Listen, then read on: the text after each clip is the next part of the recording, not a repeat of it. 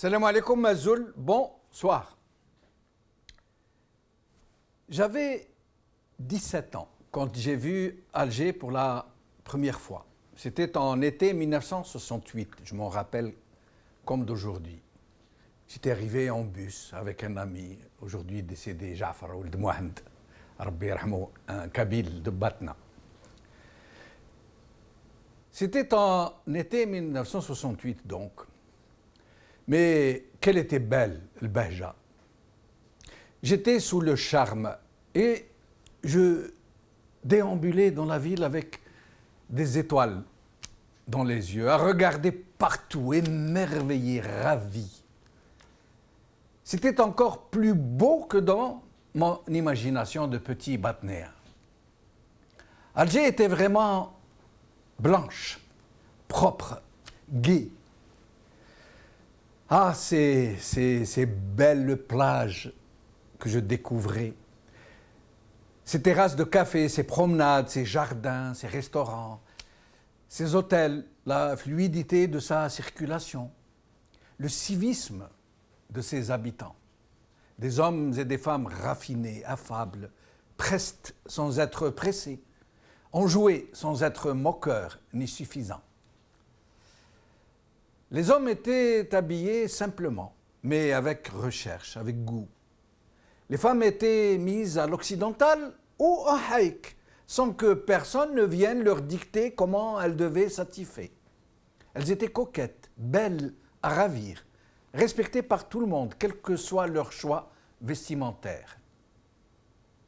Les cinémas, les théâtres étaient des lieux de convivialité, de rencontres, pleins de gens, des deux sexes, qui venaient y passer des moments agréables. Les plages étaient d'une propreté impeccable, pleines d'estivants, hommes et femmes, dans le respect et la joie et la bonne humeur, comme on dit. Pleines de touristes, ces plages, venus de toute l'Europe. Je m'en rappelle. La ville tout entière était pleine de ces touristes qui se fondaient dans la population, jusqu'à en faire partie. C'était pareil à Constantine, la belle, où les ruelles de la vieille ville étaient des ruches laborieuses, chacune abritant un corps d'artisanat. Ici, les dinandiers, nahassines, plus loin les bijoutiers, les selliers, les brodeurs, étant d'autres métiers qui se transmettaient de père en fils et qui faisaient le particularisme de la ville. Et quelle vie culturelle que celle de Constantine. De Tlemcen, de Bjaya, d'Oran, de Médéa, de Blida, de Ennaba, de Skikda, de toutes ces villes que je ne peux pas toutes nommer, toutes pétries d'apports en tout genre, berbères, arabes, turcs, andalous. Qu'il était beau Sahara, ces immensités immaculées où rien ne venait arrêter la vue, où rien ne venait l'altérer, encore moins l'insulter, en ces temps où le désert n'était pas encore envahi de ces sacs noirs en plastique. L'Algérie tout entière était un pays où il faisait bon vivre, où le tourisme était une ressource importante, une ressource qui allait de soi, un peu comme une ressource naturelle. Avant que les apprentis sorciers ne tuent tout ce qui vit et ne mettent bas tout ce qui était debout. Avant qu'ils ne finissent de nous fabriquer cet homme nouveau dont ils nous ont promis l'avènement. Sanasna'u ar-rajulul jadid. Rien que ça. Tout allait encore bien parce que nous étions une société à peu près normale, où c'était nous qui choisissions où nous voulions aller et non le chauffeur de taxi. Où il y avait de l'eau courante dans les hôtels, où les hôpitaux étaient des établissements de soins aux normes européennes, où les automobilistes respectaient le code de la route, où l'administration n'était pas un lieu de torture pour les administrés, où les rats avaient peur des chats, où les ordures ménagères n'envahissaient pas les trottoirs, où les restaurants étaient tenus à des normes d'hygiène, où personne ne jetait sa poubelle depuis son balcon, où les plages étaient très propres, comme nettoyées avec des pinces à épiler, grain à grain. Aujourd'hui, la situation s'est tellement dégradée, que les gens qui ne connaissent pas le pays ne vous croiraient pas si vous leur décrivez l'état des lieux. Personne ne pourra comprendre comment ce régime a pu réussir un tel ravage, tuer un tel potentiel, dévaster un tel pays de cocagne. Comment il a pu transformer un pays de rêve en cauchemar pour ses habitants et un repoussoir pour toute idée d'aller y passer ses vacances seulement. Mais il reste à savoir si la faute n'incombe qu'à ce régime. Aujourd'hui, Liberté. La destination Tunisie en net recul quand on fait du tourisme sous escorte policière par K. Remouche. TSA. Ou partir en vacances. Oran, une destination trop chère pour les touristes par Siham Hadid. Liberté. Difficulté d'accès aux fonciers, manque de main-d'œuvre qualifiée et mauvaise qualité de service, ces obstacles qui freinent le tourisme par K. Remouche.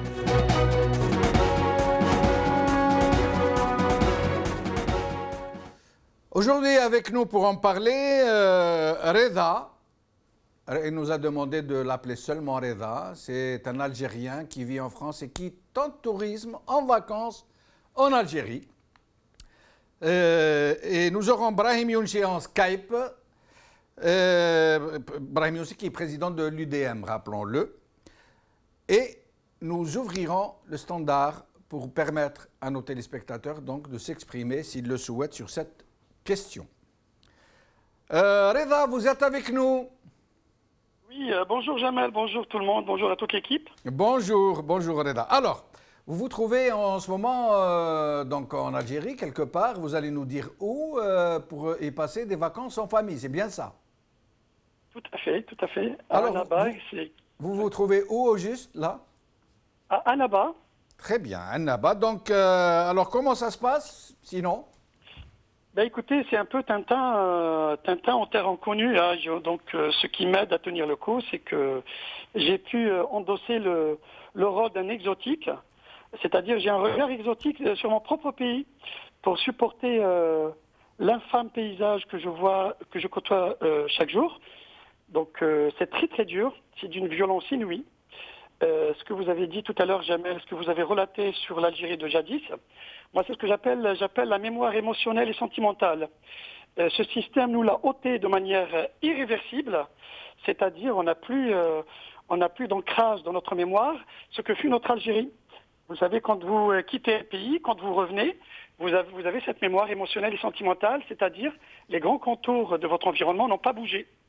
Donc nous, on arrive sur un terrain qui n'est plus le nôtre, qui a été tellement clochardisé à outrance qu'on subit une sorte de traumatisme et on ne se remet plus. Mais Reda, est-ce que vous pensez que les gens qui vivent en Algérie ne ressentent pas le changement parce qu'ils y sont tous les jours? Vous savez, quand on est dans une situation tous les jours, on s'imprègne. On ne voit pas le changement s'opérer. Alors que des gens qui vivent ailleurs, d'année en année, ils sont en train de nous dire, moi ça fait très longtemps que je n'ai pas été, mais d'année en année, à chaque fois les gens nous disent que c'est pire que l'année passée. Est-ce que c'est vraiment le cas? Est-ce que c'est vraiment à chaque fois pire que l'année passée? Oui, vous allez m'accorder cette image un petit peu, hein, c'est un peu humoristique ce que je veux dire. Un gars qui est assis, qui prend son plaisir à flatuer, à faire des paix, ben, il adore son paix, quoi. Il va le sentir, il trouve que c'est bon. Mais l'autre, quand il arrive, son copain, quand il arrive, il dit merde, ça pue. Et voilà. Le souci, c'est cette image, moi, que j'ai de cette Algérie. Tout le monde s'y plaît, tout le monde s'y plaît, tout le monde a pris goût de cette Je ne pense pas, Reda, que les gens s'y plaisent. À la limite, qu'ils s'adaptent, qu'ils se résignent, qu'ils s'habituent parce qu'ils n'ont pas le choix, mais qu'ils s'y plaisent. Je crois que vous poussez un peu là, non? Vous ne trouvez pas? Non, pas tout le monde, mais pas tout le monde. Dès lors que j'en parle... Écoutez, dès lors que j'en parle, on me dit mais attendez, regardez qu'est-ce qui se passe en Syrie, regardez. Donc vous savez, on vous parle toujours de ça. Donc il y a pire ailleurs. Oui, mais ça vous donne pas le droit d'accepter cet état de fait. Moi je leur dis non. C'est que le pouvoir sait très très bien surfer ce qui se passe chez nos voisins pour dire c'est la peste ou le choléra. C'est nous, c'est le déluge. Moi je dis Le tourisme, vous en parlez, d'accord, mais on ne peut pas parler de tourisme. Donc, circuler, il n'y a rien à voir. Le tourisme, il va de pair avec la compétence et le savoir-faire. Or que ces deux choses, Jamel, ont disparu dans notre pays. Donc, on a phagocyté ces deux choses. Donc, on ne peut plus parler de tourisme. Les infrastructures sont inexistantes, sont clochardisées. Nous sommes un peuple qui affectionne de nos jours la culture des gargotes, des paillotes. Donc, on a une gastronomie de grillades, aux tables et aux nappes de plastique nacrées de gras, survolées de mouches. Et voilà, les clients sont harassés par des chats galeux et borgnes. Donc voilà, moi je dis aujourd'hui, quant au personnel, il est arrogant, il est incompétent, il est approximatif. Excusez-moi, je suis un petit peu passionnel quand je parle de tout ça, parce que... Mais est-ce que, Reda, excusez-moi de vous interrompre, mais on va discuter comme ça, hein, bâton rompu. Est-ce que les gens acceptent que vous critiquiez généralement moi j'en sais quelque chose, quand j'étais là-bas, moi-même je n'acceptais pas beaucoup que les... C'est cruel ce que je vais dire, mais c'est la vérité. Que nos compatriotes qui vivent en France, zmegra comme on les appelle, chose que nous sommes devenus nous-mêmes aujourd'hui, quand ils débarquent, c'est comme si on leur refusait le droit de s'exprimer, c'est comme si ce n'était pas leur pays. Est-ce que vous n'avez pas eu cette impression quand vous protestez, que vous contestez, quand vous déniez le droit de dire des choses? Et comment? Tout à fait, je vous l'accorde. C'est un sentiment vécu, mais j'ai quelques copains qui me disent attention, choisis avec qui tu parles là. Je dis ah bon? Il me dit ah lui il faut plus. Je dis ah bon mais pourtant je le connais. Il me dit non il faut plus devant lui. Donc maintenant je choisis. Les personnes sont triées avec qui je peux me confesser d'un tel désastre. Mais c'est pas avec tout le monde. Hein. Attention, je vous l'accorde, ça c'est vrai. Mais par contre entre eux, ils se permettent d'être autodestructeurs, de dire des choses les plus ignobles sur leur terre. Mais dès lors qu'il y a quelqu'un qui vient de l'extérieur, ah ben là, ça devient Hizb France, vous êtes les amis de BHL. Vous savez, Jamel, quand vous avez, c'est connu ça, quand vous avez quelqu'un de couleur, un noir, et vous dites vous êtes incompétent, vous travaillez mal, il vous dit en France, vous êtes raciste. Donc ça clôt le débat. Vous ne pouvez plus dire rien, quoi que ce soit. Donc ça vous condamne à vous taire, et ils sont devenus un peu comme ça. Je reviens à vous dans un moment pour vous demander de nous décrire un peu ce que vous avez vécu, ce que vous avez vu. J'ai vu que vous avez mis une vidéo sur votre page Facebook, c'est pour ça d'ailleurs que je vous ai contacté, où c'est atroce, hein, vous avez montré des images terribles. Hein, mais je reviens à vous dans un moment. Brahim Younsi. Tout à l'heure, merci. Brahim Younsi, merci d'être avec nous. Brahim Younsi? Oui, moi je vous entends. Très bien. Alors, Brahim Younsi, notre pays a un potentiel touristique absolument faramineux.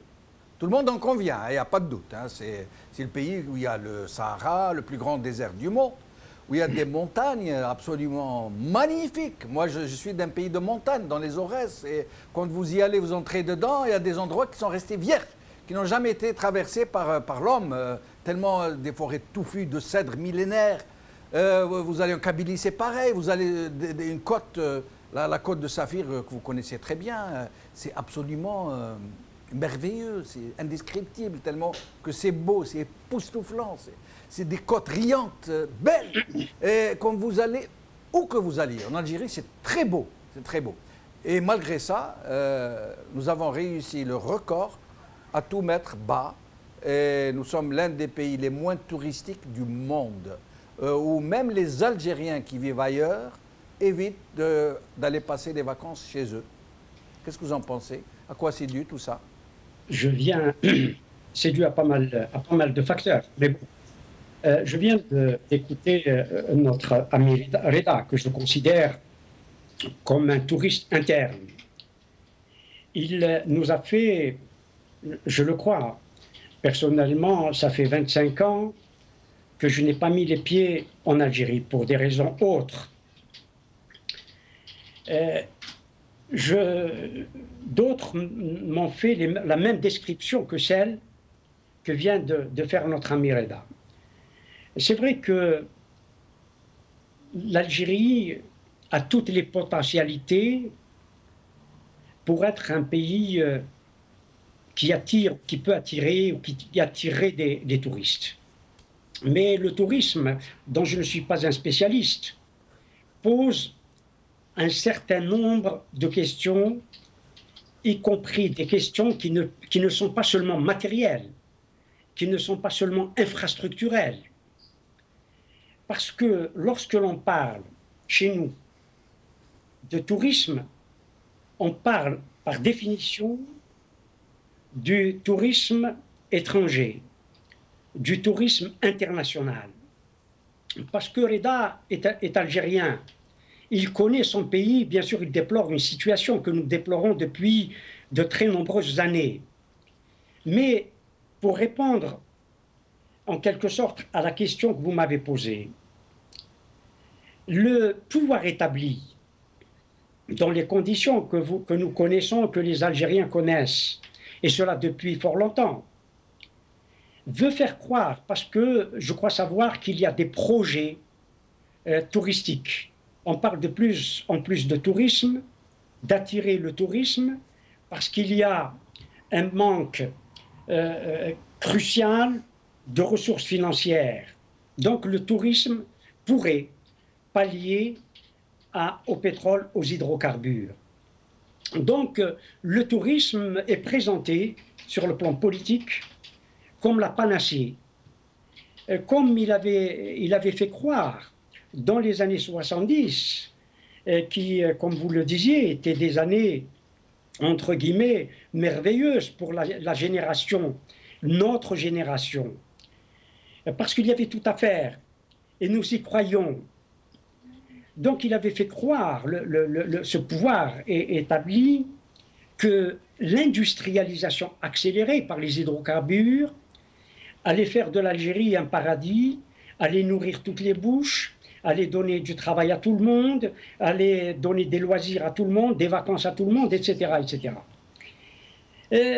Mais moi je crois que la question fondamentale, et je reviens à Mereda qui est culturellement un citoyen du pays, quelqu'un qui culturellement est dans l'environnement algérien. Mais le tourisme n'est pas seulement une ressource économique, alors que chez nous, on le prend toujours comme une simple ressource économique. Ben justement, Brahim Younous, excusez-moi de vous interrompre. Justement, le problème est que le pouvoir, comme vous l'appelez, semble vouloir faire croire aux gens que le tourisme est une question, comme vous venez de le dire, infrastructurelle. Ça veut dire question d'hôtels, d'aménagements plagistes, d'agences de tourisme, de cars, d'autocars. Or, c'est un secret de polichinelle, hein, tout le monde le sait, que le tourisme est une question de tout. Ça veut dire le tourisme, c'est la sécurité, c'est le transport, c'est l'hygiène, c'est la route, c'est les hôtels, c'est l'eau courante, c'est le civisme, c'est l'administration, c'est l'avion qui va et qui revient à l'heure, c'est tout ça. Le tourisme, ce n'est pas seulement les infrastructures. Alors pourquoi sont-ils en train de nous promettre à chaque fois une nouvelle politique de tourisme, comme celle de Roule, par exemple, qui nous a promis, je crois, plusieurs millions de touristes, nous a-t-il dit, par an, comme ça, qui vont tomber du ciel. Pourquoi, dans les statistiques du tourisme algérien, où les statistiques sont normalement à plat, nous comptons nos compatriotes immigrés qui rentrent au pays comme des touristes? Parce que les seuls chiffres touristiques du pays sont ceux des immigrés qui rentrent au pays, leur pays. Ce ne sont pas des touristes, en fait. C'est pas, absolument, c'est ce que je viens de dire, où on peut le compter comme tourisme interne. Oui. Ceci étant, si vous me le permettez, ce que vous avez dit est tout à fait vrai. Mais le tourisme implique d'autres questions encore plus fondamentales, qui ne s'adressent pas seulement au pouvoir, aux institutions. Il s'adresse aussi à la société, parce que le tourisme, comme je viens de le dire, n'est pas seulement une ressource économique. C'est aussi une question sociétale, une question culturelle. Et c'est une question sociétale et culturelle de la même manière, pratiquement, que celle que posait l'industrialisation de l'Algérie, industrialisation entre guillemets, qui a eu des effets, que nous ne le voulions pas, sur la culture nationale. Cette question se pose et doit se poser au peuple algérien, à la société algérienne. Parce que le tourisme, comme l'économie, produit de la culture. Toute production économique produit des effets culturels. Le tourisme aussi produit des effets culturels, que nous le voulions ou pas. Ceci dit, il faut l'accepter ou ne pas l'accepter. Ceux qui viennent chez nous, pour schématiser, il faut le dire, il faut que les Algériens en prennent conscience aussi. Et c'est de cette manière dont il faut leur parler pour changer de comportement, s'ils doivent changer de comportement par rapport aux touristes, s'ils veulent que le touriste vienne chez eux et qu'il leur apporte des euros et des dollars et du travail. Ce ne sont pas toujours des gens comme Sereda, qui sont de la même culture que nous, qui ne sont pas de la même religion que nous, qui ne sont pas de la même civilisation que nous. Cela se pose et il faut le dire et le savoir. Pour l'accepter ou ne pas l'accepter, évidemment. Est-ce que le peuple algérien, précisément, est prêt à accueillir des touristes, il faut le dire, qui n'abandonnent pas leur culture, leur mode de vie, leurs mœurs, leurs habitudes? Ils ne les abandonnent pas à la frontière. Moi, je crois que s'il n'y a pas d'exagération, s'il n'y a pas d'outrance, s'il n'y a pas d'intolérance crasse, je crois que... Moi, je me rappelle, dans les années 70, justement, à Gardaya, qui est au Mzab, dans la vallée du Mzab, Gardaya Benizgen, qui était parmi les villes les plus touristiques du pays à l'époque, qui recevait beaucoup de touristes. Énormément de touristes. Même en plein été, en plein Sahara. Et je me rappelle qu'il y avait à l'entrée de ces villes des pancartes où il y avait des mini-jupes avec une croix. Ça veut dire qu'on demandait aux touristes de ne pas porter de mini-jupe pour ne pas choquer les sentiments des gens qui y vivent, qui sont très attachés à leur rite et à leur religion. Eh bien, les touristes, pour la plupart, ils acceptaient avec plaisir de se soumettre à ces dispositions sans aucun problème. C'est-à-dire qu'il y a toujours possibilité de demander aux touristes de s'adapter un peu, un temps soit peu, aux mœurs du pays. Ce qui était possible il y a 20-25 ans, peut-être, comme vous le disiez, dans les années, fin des années 60, début des années 70, où on avait commencé à promouvoir, entre guillemets, une politique touristique à travers tous les complexes touristiques qui ont été édifiés, construits sur la côte algérienne, y compris dans le sud du pays, pour promouvoir le sable, pour promouvoir le Sahara. La vie était différente. Et le monde a aujourd'hui changé. Les conflits, vous savez que les conflits se multiplient. Et les conflits se multiplient sur des questions identitaires. La mondialisation attaque, si j'ose dire, les cultures des peuples. Et même les peuples les plus puissants et les plus affirmés dans leur culture craignent cette mondialisation qui est en train de rogner leur culture, qui est en train de rogner leur environnement. Cette question se pose d'une façon, à mon avis, cruciale pour aller vers le tourisme. Il s'agit de l'accepter. Vous posez une question très intéressante, Brahim Younsi. Restez avec nous. Je reviens à Reda. Reda, vous êtes avec nous? Oui, toujours, Jamel. J'aimerais que vous nous parliez un peu, et puis juste après vous, nous allons ouvrir le standard à nos téléspectateurs. J'aimerais que vous nous parliez un peu de ce que vous êtes en train de vivre. Vous avez tout à l'heure donné l'impression que vous en souffrez de ces vacances. Est-ce que aller en vacances veut dire souffrance, veut dire mal-vie? Vous semblez en souffrir, vraiment. Donc, essayez de nous en parler un peu. En fait, le but de vacances, vous savez très très bien, on cherche dans un hôtel ou ailleurs 3 choses qui sont la quiétude, le confort et la sécurité, pour que le séjour soit bien réussi. Et voilà.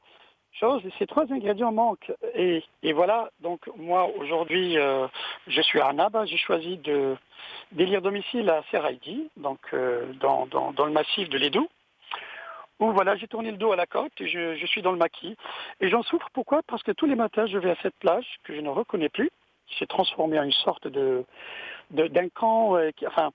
Je n'ai plus l'image de la carte postale estivale, c'est-à-dire vous avez des parasols, c'est bien bariolé, il y a des couleurs, les gens sont bien civilisés, si j'ose dire, les gens sont bien éduqués. Non, vous avez une sorte de paysage lugubre qui ressemble plus à un camp de réfugiés syriens, excusez-moi pour le mot. Vous avez des baraquements, une sorte de paillotes investies ou de parasols, les deux assemblés avec des couvertures en laine. Pas plus qu'avant-hier, une nana a failli se noyer parce qu'elle était habillée en gandoura. Donc on ne pouvait pas la sauver parce que la gandoura se remplit d'eau, ça fait une sorte de parachute dans l'eau, si j'ose m'exprimer ainsi. Et tout le monde a peiné pour la ramener au rivage. Donc il y a tout ça, c'est tellement violent, enfin je vous épargne de la saleté, des couches par terre, le plastique on ne peut plus en finir. Donc il y a un problème, Jamel, c'est pas ça une saison estivale. Et là on va le matin. Alors le soir c'est autre chose, donc moi je vais à 7h du matin, à 10h30, je prends la poudre d'escampette et je rentre chez moi. Moi, je vous cite un pays qui est l'Inde. L'Inde est un grand pays touristique. Et Dieu sait, quand on va en Inde, vous avez des gens qui rentrent avec des dépressions parce que vous avez des corps, des cadavres qui jonchent le sol. Il y a des morts, il y a des lépreux, il y a plein de choses. Et pourtant, c'est parmi les pays les plus touristiques du monde. Pourquoi? C'est simple, Jamel. L'Inde est mystérieux par la gentillesse de ses habitants. Hanaya, non. Nous, non seulement, moi j'aimerais bien, si c'était ça, vous le m'alliez, c'est pas grave.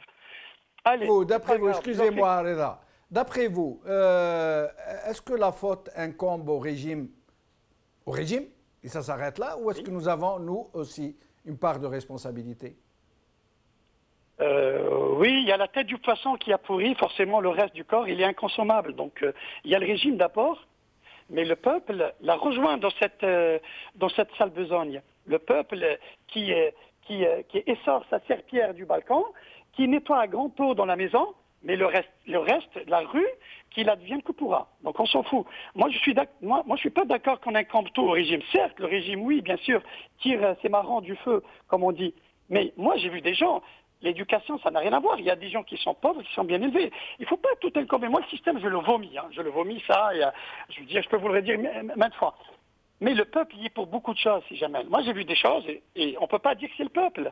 On peut pas dire que on peut pas dire que c'est le régime. Le peuple a une grande part. Il a une grande part parce que, je sais pas, moi, ça annule toute possibilité de réflexion. Il y a des moments où on pète les plans.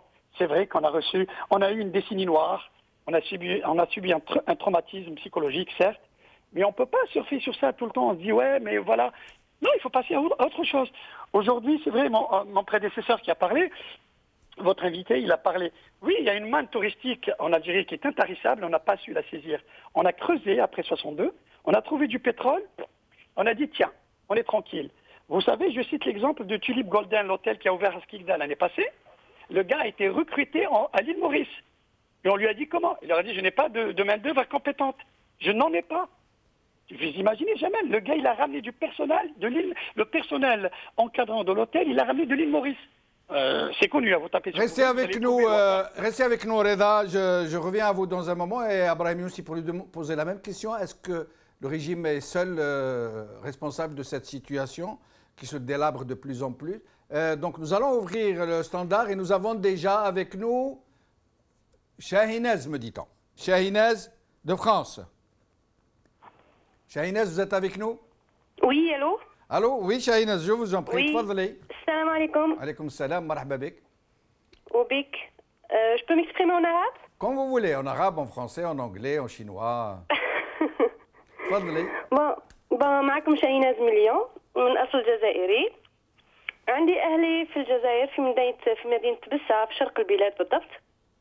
تبسة c'est une ville parmi les villes touristiques في الجزائر معروفة بجبالها مناظرها الطبيعية الخضراء les jours تاع الماء كثرة الآثار الرومانية تاني فيها من بينها. Merci de le dire, Shahinaz. Tbissa est une ville absolument, en matière touristique, c'est une ville absolument. Si les Tunisiens avaient la même ville ou les Marocains, ils en auraient fait un pôle touristique mondial. Elle a ce qu'on appelle les remparts byzantins, très intacts, qui sont uniques au monde. Elle a l'un des rares, très rares au monde, amphithéâtre circulaire, ça veut dire que ce n'est pas un hémicycle. Elle a des ruines romaines et byzantines absolument faramineuses. L'arc de Caracalla connu dans le monde entier. Oui. Et malgré ça, tout est à l'abandon pratiquement. On dit même qu'un jour, ils ont failli la peindre en vert, la muraille byzantine. Mais je vous laisse poursuivre. تفضلي شاهيناز.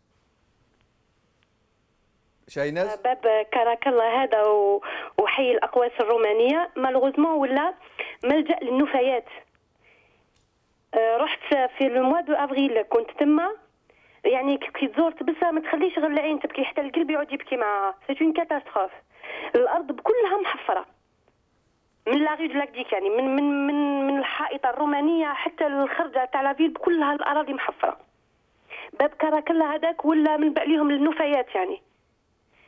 نروحوا المثل البسيط كنت في دارنا نحن نسكنوا في حي الاقواس الرومانيه لو موا دو افريل حاشاكم لو زيغوت بوشا نعيطوا لشركه المياه يقول لك نوع عيط الولايه ولايه نوع عيط الدائره دائره عاود عيط لشركه المياه هذيك اون انترفونسيون واحد من سيرفيس دي زو باش جاو تاع البلديه قالوا لنا تبداو تحفروا نتوما سكان الحي هما اللي يبداو يحفروا وكي يلقاو لو بروبليم يعيطونا نجيو ناسبيريو برك ايفيكتيفمون سكان الحي يتلموا مساكن ويحفروا اللي كبير اللي صغير اللي حفروا هما وجاو تاع البلديه اسبيريو برك الخماج هذاك حاشاكم وراحوا خلاو سكان الحي هما اللي عاودوا قفلوا هما اللي عاودوا داروا كلش. دوكو اني بعثت لك يا سي جمال في الفيسبوك تاعك في لاباج دي فوتو بابا صورهم في هذا الحين يعني في هذه الدقيقه بعثهم لك. الارض كيفاش مزبله ما تقدرش تتصور يعني حاجه ما كون نهضر لك هكا ما صدقش لكن كنت تشوف عينك سي اون كاتاستروف. حقيقه في تبسه اختي انا عشت فيها بزاف تبسه وعندي اصدقاء بزاف في تبسه. في تبسه الناس يشكيو في فيسبوك سي اون كاتاستروف. C'est l'une des villes les plus touristiques du pays, l'une des villes اللي normalement تعيش إلا من التوريزم. C'est une catastrophe. C'est محفرة يحكيوا لي باللي الماء كاين ناس الماء اللي يشربوه ما يشوفوش بال 15 يوم. ما نشوفوش احنا 15 يوم قعدت تما رحت في افريل قعدت تما 15 يوم الماء ما شفناهش. الماء نشريو بالسيترنات 150 ألف سيترنا. نمشيو الماء باش نشربوا نمشيو الماء باش ندوشوا تروح الحمام من الحمام يقول لك ما عنديش الماء. نروحوا مثل صغير عندي زوجه تاع اخي من بولونيا راهي هابطه معايا اون فاكونس لو موا دو اوت elle m'a dit je laisse une partie تاع l'argent de poche لواه ايماجين باش تشري سيترنات تاع الماء قالت لي الماء سورتو الماء. Merci Shahinaz, en espérant vous revoir bientôt. Avec nous, notre appel. Toufik de France. توفيق من فرنسا. الو توفيق تفضل مرحبا بك. ميرسي ديت افيك نو. اهلا سي جمال الدين. اهلا سي توفيق مرحبا بك. اهلا تفضل. لك الفضل سا طون بيان اليوم اللي نهضروا على لا كيسيون دو توريزم. وي باسكو انا جو سوي ايميغري دوبوي جوست 15 ou 16 années هنايا في فرنسا ونهبط براتيكمون شاك اني البلاد بيان سور و سي يعني نورمالمون كون عطى ربي الانسان كي يهبط لبلادو يهبط بالفرح. alors c'est tout à fait le contraire تهبط دو بلوس اون بلوس ديغوتي لا ودركا وين توصلت عرفت ما نهبطش ما نروحش لا انا ولا ولادي كرهنا بارابور للتوريزم هذا الخماج الهمله كي الحكومه طالقه يعني 100% وما نتهموش غير الحكومه عندنا الشعب ثاني حاشا اللي ما يستاهلش واللي ما يستاهلش اللي اون تران سوفرير افيكتيفمون دونك الور كو عندنا دي اسمو دي زوندروا توريستيك اللي يعني سبحان الله الخالق Par exemple, qui se goule Staibi, se goule عندها parmi, je dis bien parmi les plus belles baies au monde. Staibi. هذه تقولها للجزائري يقول لك ما كاش منها يضحك parmi les plus belles baies au monde. Oui, c'est connu, les baies d'Herbillon اسمهم بكري. Herbillon, Staibi, oui. Voilà. Alors شوف هذه Staibi par exemple, كيفاش ce village est délaissé. C'est un crime. C'est un crime باش يعني بقعة توريستيك كيما هذيك يعني يطيشوها كيما هكذا. ولا بروف كوم مينيستر دو توريزم يرحم والديك يديروا لك غول باغ اكزومبل غول يرحم والديك كيس كي لافوار افيك لو توريزم اون بيرسون كيما هذا كيس كي لافوار افيك لو توريزم وما نهضرش على الصحراء وما نهضرش على لاكوت تاعنا وما نهضرش يعني سي اون كاتاستروف وكثر خير ربي وكثر خير المغاربيه اللي اليوم راكم موجودين ومن خلالكم رانا يعني نهضروا et on dénonce et je vous demande de ne pas arrêter de dénoncer et on est avec vous du début jusqu'à la fin بربي ان شاء الله. يعني ما نلقاش واش نقول يعني يا بوكو ادير القلب محروق سي ان كريم. نطلب ربي حاجه فريده الله يقطع البترول الله يقطع البترول الله يقطع البترول. بارك الله فيك توفيق. معنا قيصر من الجزائر. قيصر من عنابه السلام عليكم. وعليكم السلام، اهلا بك قيصر، مرحبا بك. يعيشك. حبيت نتكلم على c'est-à-dire je parle de Annaba parce que je suis une vraie bonnoise. Je vous assure que c'est une très belle ville. On l'appelait la coquette avant, hein? Annaba la coquette. Et voilà, je l'ai connue moi, Annaba, je l'ai connue en 1965. C'est comme Alger. J'étais un jeune petit garçon de Batna. Je voyais la mer pour la première fois avec mon père, ma mère. J'étais enchanté. Une très belle ville, mais je vous assure, monsieur, oui. C'est les gens. C'est-à-dire c'est l'exode rural qui a fait ça. Ce n'est pas les gens de Annaba, les natifs de Annaba. Ce sont les gens qui sont venus. Je suis algérienne, parce qu'il faut dire la vérité. Un gens de la ville, un gens de la campagne ne peut pas vivre. Ils ont ramené avec eux, je vous assure, même des... on a coupé Qaïsar, merci. Mohamed من الحراش. Mohamed من الحراش. Bonsoir monsieur Benchenouf. Bonsoir, c'est Mohamed, ahlan bik. Marhaba bik. Voilà, tout à l'heure vous avez bien commencé votre émission en disant que vous avez connu Alger quand vous aviez 20 ans. 17 ans. Donc moi j'irai encore plus loin. Al-Harrach, à l'époque, mon père a pêché la truite d'eau douce.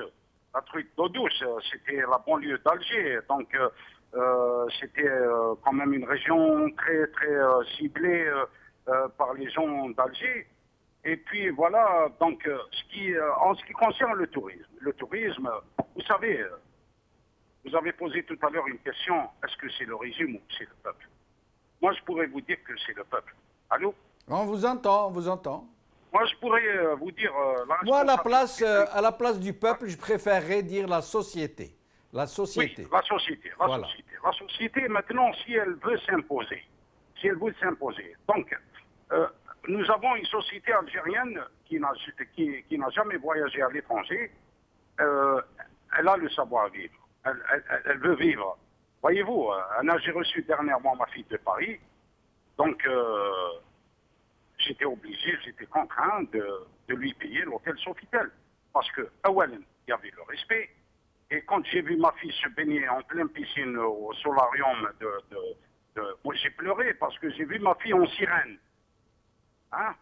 Et puis, comme le monsieur tout à l'heure a parlé, il a dit, à propos le gars qui vient de passer ses vacances à Seraïdi, vous savez que les 2 pièces pour une femme sont interdites dans les plages. Mais savez-vous que elle est plus excitante. J'ai vu des femmes quand elles sortent de la mer, elle est plus excitante que... Ça veut dire c'est Mohamed, on laisse la liberté aux unes et aux autres.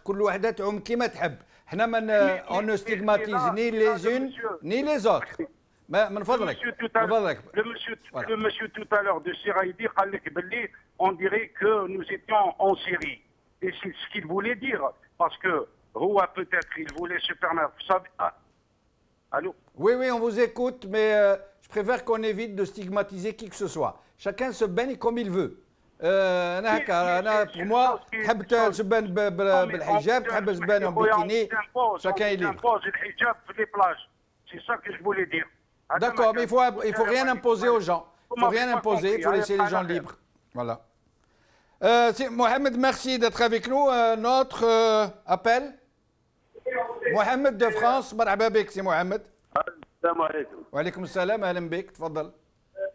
يا خويا l'Algérie كاملة كومبلي لازم شوف يا خويا il faut la première chose à votre tourisme, à vos tout, il faut faire un peu la justice. Parce que si on va faire la justice, on peut arriver à tout.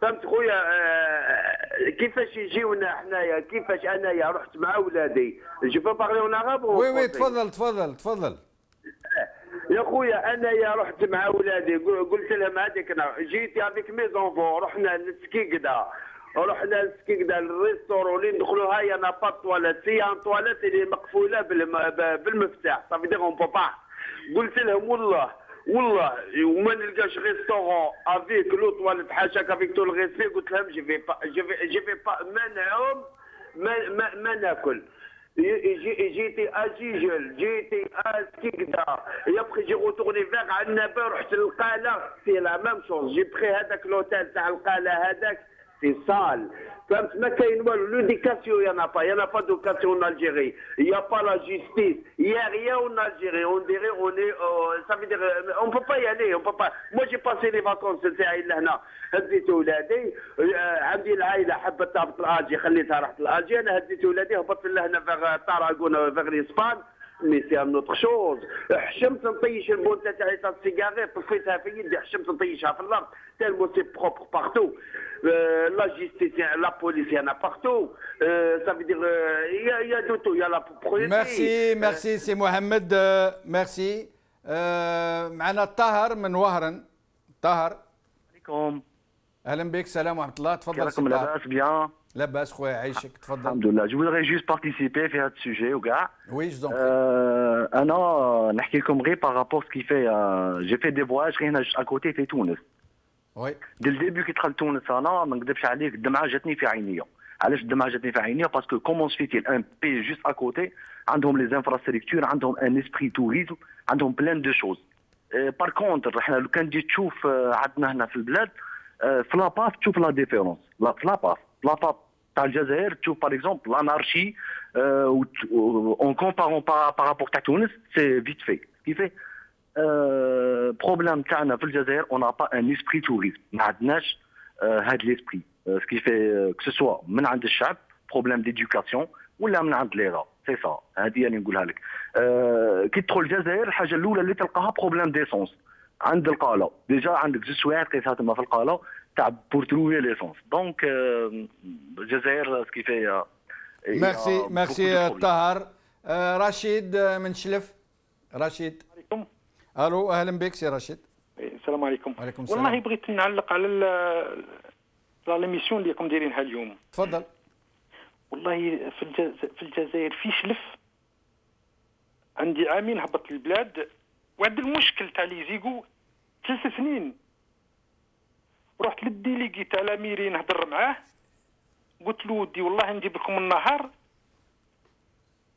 الو انا نسمعوا فيك تفضل قلت له ودي والله نجيب لكم النهار قلت له راهي 6 سنين هذا المشكل راك عارف اش قال لي بدا يهدد فيا بالقتل قال لي كون تجيب لنا النهار رانا نديروا لك مشكل كبير قال لي والله ربما نقتلوك الديليغي تاع الاميري يهدد فيا بارك الله فيك. Il reste plus beaucoup de temps. On va prendre encore un seul téléspectateur. Merci de ne plus appeler. Nous revenons à nos invités pour leur demander de conclure. معنا le dernier appel سفيان من الدوحة. تفضل سي سفيان. الو السلام عليكم. عليكم السلام ورحمة الله. تفضل أهلا بك. جمال الدين.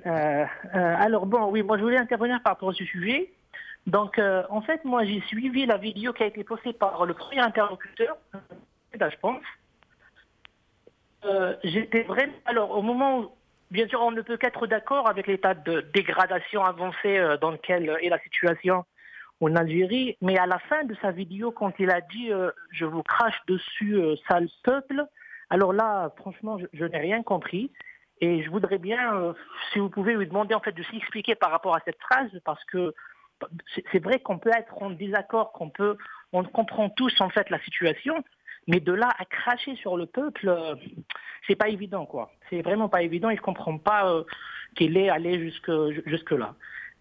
Un autre point, vous avez soulevé une question très importante par rapport à est-ce que les gens sont conscients de l'état de dégradation et comment se fait-il que les gens qui sortent à l'étranger en fait se rendent compte quand ils rentrent en Algérie, ils se rendent compte que la situation a changé dramatiquement, mais que les gens qui sont à l'intérieur ne se rendent pas compte. Alors là, en fait, il y a Platon. En fait, il a l'allégorie de la caverne. Je ne sais pas si vous êtes au courant, oui, en effet. Très bon exemple. Donc, en fait, c'est un groupe de gens qui vivent dans une caverne, dos tourné à l'entrée. Ils ne voient en fait que l'ombre de leur et ils croient que c'est ça, la vie, il n'y a rien d'autre. Exactement. Et donc, ils s'imprègnent et quand ils sortent, oui, c'est un très bon exemple. Quand il sort à l'extérieur, il découvre, il y a ce qu'on appelle l'accession au savoir de la réalité. Il découvre ce que c'est que la réalité réellement. Et c'est ce qui se passe en fait à tous les gens qui sortent en dehors de l'Algérie. Mais ce gars, quand il rentre voir les siens, pour leur expliquer ce qui est le monde, ce qui est la réalité en fait, il se fait assassiner par les siens. Merci, merci Sofiane. Je suis obligé de vous interrompre, merci. Il ne reste plus beaucoup de temps. Donc nous allons d'abord aller vers Reda pour lui demander de conclure. Reda, quelque chose à dire en guise de conclusion? Écoutez, oui, je vais conclure par trois choses qui sont inexistantes dans l'ADN de notre peuple et de notre société, qui sont là juste... Enfin, le système, on en est quand même responsable là entièrement, foncièrement, c'est l'éducation, la santé et la justice. Dès lors que ces trois éléments sont enfin, comment vous dire, ces socles sont absents, forcément le reste ne suit pas. Moi, je sais que Tlemcen, je finis juste pour ça, hein, Tlemcen à elle seule a eu 10 milliards de dollars. Donc, on a un président qui n'est pas président de tous les Algériens, c'est un président de l'Ouest. Donc, Tlemcen, c'est très très bien. On a sauvé Tlemcen parce que Tlemcen toute seule, elle a engorgé à elle 10 milliards de dollars sur 10 ans.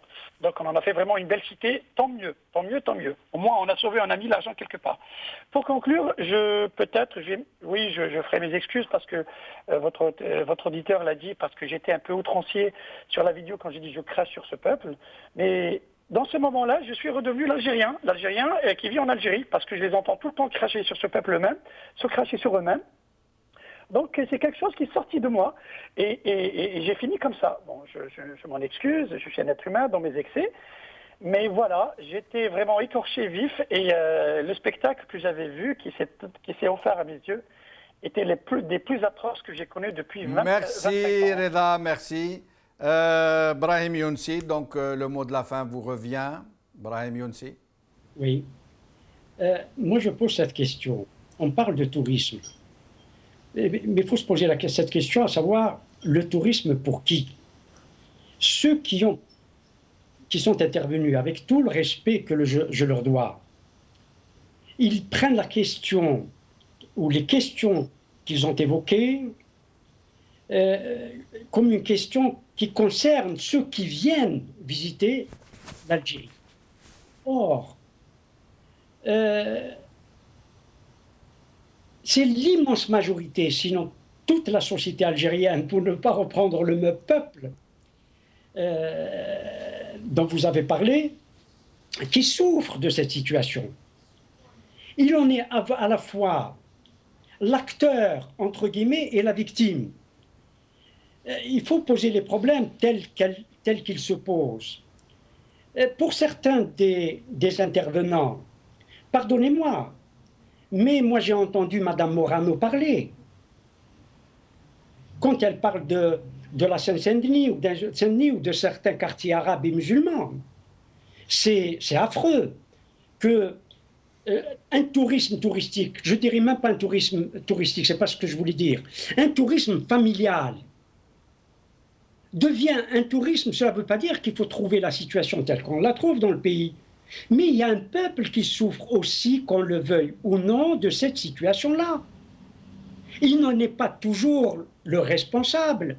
Il y a un système qui a fait que nous soyons arrivés là. Et la preuve en est. Et c'est la raison pour laquelle je n'ai pas parlé d'infrastructure, mais j'ai parlé de questions fondamentales qui conditionnent, si j'ose dire, le tourisme. On a parlé de mœurs, de femmes qui se baignent en bikini, les femmes qui se baignent en hijab et toutes couvertes, etc., etc. D'autres ont parlé d'autres questions relevant des mœurs, relevant de la culture, etc. Mais ce tourisme, on le fait pour qui? On va le faire si on le fait ou si on accepte que notre Algérie soit une Algérie belle qui accueille tout le monde. Il faut accepter les effets, voire les méfaits du tourisme. Il y a des peuples qui l'acceptent. L'Égypte accepte ce type ce type de tourisme, peut-être les Algériens ne l'acceptent-ils pas.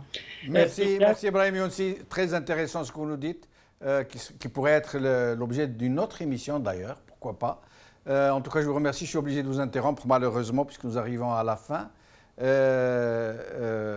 J'aimerais juste dire, pour rendre les choses à leur juste proportion, que l'immense majorité de la société algérienne, du peuple algérien, des Algériens, l'immense majorité, peut-être au bas mot, allez, 80% des gens ne vont pas en vacances, n'ont pas les moyens d'aller en vacances. Ils ont à peine le moyen de se nourrir, de se vêtir, de payer les frais, toutes sortes de frais de scolarité, de la rentrée scolaire, etc. Sinon, avant de vous quitter, j'aimerais vous montrer un extrait d'un enregistrement du commandant Bourga'a quand il a appris qu'on nous annonçait l'avènement de millions de touristes comme ça, qu'ils allaient ramener en un claquement de doigts. Et voici ce qu'il leur a répondu. Sinon, après ça, je vous dis, Mandork, bqaw ala khair b'slama. 10 ملايين سواح يجوا للجزائر بعد ما يكمل المطار. السؤال واش شنو؟ كان يجوا للجزائر هادو، تسمح لي هذه العبارة، وين يبولوا؟ ما عندهمش. وين ما كاش مرحاض في